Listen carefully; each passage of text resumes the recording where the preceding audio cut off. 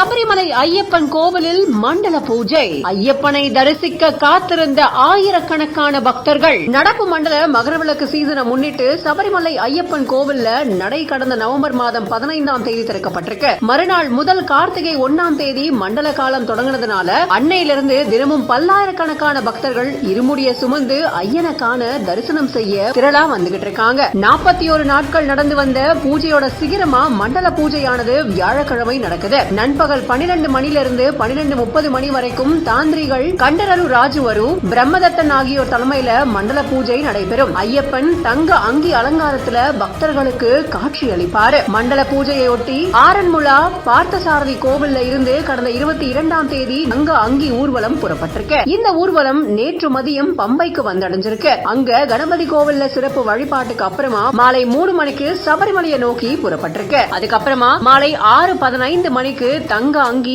ஐயப்பனுக்கு அணிவிக்கப்பட்டிருக்கு. தீப ஆராதனை காட்டப்பட்டிருக்கு. தங்க அங்கி கொண்டு வரப்பட்டதால பிற்பகலுக்கு பிறகு பக்தர்கள் சபரிமலைக்கு அனுமதிக்கப்படல அப்படிங்கறதும் குறிப்பிடத்தக்கது. மண்டல பூஜைக்கு அப்புறமா பிற்பகல் 1 மணிக்கு நடை அடைக்கப்படும் அப்படின்னும் திரும்பவும் 3 மணிக்கு நடை திறக்கப்பட்டு வழக்கமான பூஜைக்கு அப்புறமா இரவு 11 மணிக்கு கோவில் நடை சாத்தப்படும் அப்படின்னும் கோவில் நிர்வாகம் தெரிவிச்சிருக்காங்க. அத்தோட மண்டல பூஜையானது நிறைவு பெறும் அப்படின்னும் தெரிவிக்கப்பட்டிருக்கு. இதுக்கப்புறமா திரும்பவும் மகரவிளக்கு பூஜைக்காக 3 நாட்களுக்கு பிறகு வர்ற 30ஆம் தேதி கோவில் நடை திறக்கப்படும். அடுத்த மாதம் 14ஆம் தேதி மகரவிளக்கு ஜோதி தரிசனமும் நடக்க போறது குறிப்பிடத்தக்கது.